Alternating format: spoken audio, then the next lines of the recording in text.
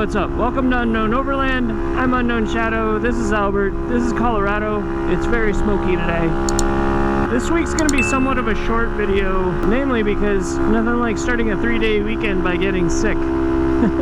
So really for this video, I just kind of wanted to touch on a couple of small projects that I needed to get done, or that I've been wanting to get done, that just didn't make sense to do in their own videos. It's really just kind of 3 projects that I had, and maybe one new one that's,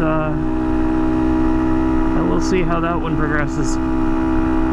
Maybe that'll help the channel look a little bit different. One of the projects is for this bike, for Albert, and it's actually these bar end weights that are on here now. The stock handlebars have fairly good bar end weights from Honda, straight from Honda. And when I swapped to these ProTaper bars, I noticed immediately that there was definitely more vibration in these. And I've tried a few different options for bar end weights that have worked a little bit here and there, but haven't really been all that great. I was looking at some parts for the Scrambler and came across some bar end weights that were actually just weights for the Scrambler and for other Triumphs, for bigger bikes in general. And I thought, well, I'll grab those because I was having a little bit of vibration problems on the Scrambler. But when I put that, when I went to go see if I could install them on the Scrambler with the bar end mirrors, it was not going to work. But then that made me wonder whether or not I'd be able to do it on this bike. And actually they installed very easily with the little adapter that I've been using. And to be honest, right now I can definitely feel a difference. There's still some vibration out here, but really not as bad. We'll have to give it a few more rides to see how well it's working. And I mean, if you death grip the bars, of course you're gonna have a problem, but just kind of resting your hands on there, it's not as bad as it has been. So I think these are working pretty well, but we'll see how they go long term. Another little project that I was working on is moving the mount on the Scrambler. When I got this Hondo Garage mount for this buzzkill for Albert the monkey, I initially had hoped that I would be able to use the bar clamp mount, but in a previous video I tried to do that and it basically did nothing but mar up that bar clamp. And so I immediately kind of moved back to this man in the box one, but I kind of had it sitting there and another of these mounts from them. So I decided, hey, I should try that out on the Scrambler. I took off the old mount off the Scrambler. It was all a ram ball mount, kind of like this one. Took that off, installed the Hondo Garage on that bar clamp, and I really like where it's at now. It's so smoky. It smells like a campfire too.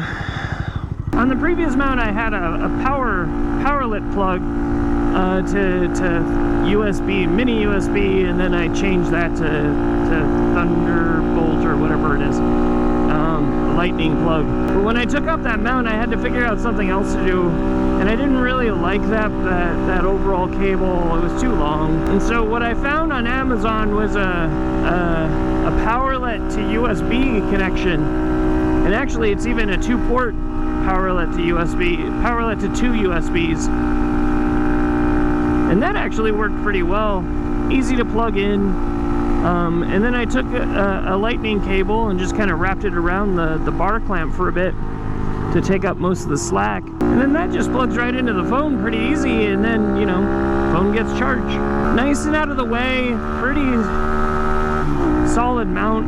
I've had so much luck with this mount. I'm not using the buzzkill on that. Hopefully that won't wind up being a problem. So far I haven't seen any issues on that bike. I think just with the bigger engine and everything else, I think it just seems to work better, but I guess we'll find out if I destroy another phone. The last project I have is also on the Scrambler.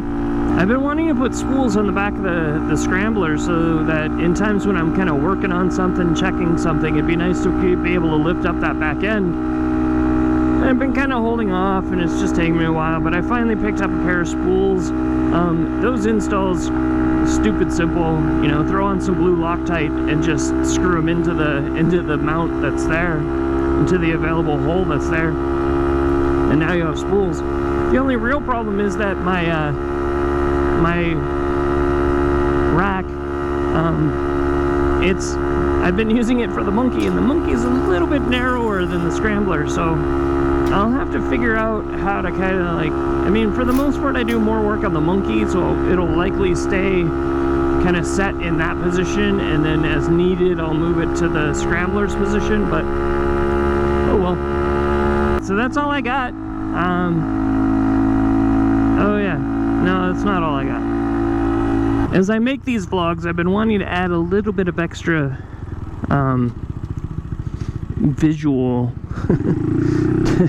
to these videos. So one of the things that I'm working on, and it's going to take a little bit of practice before I really break it out, but one of the things that I'm working on is maybe adding in a little bit of aerial visuals. Definitely not ready for really adding in, but I'll get better at flying, and then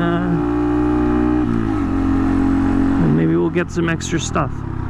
That's really all I've got this week. Just a couple of installs of things that really just didn't warrant their own videos.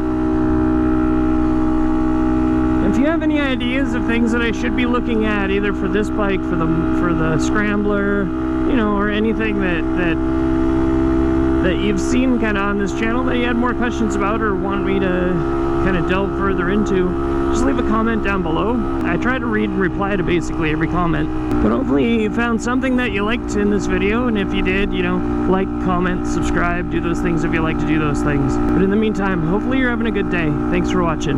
Bye.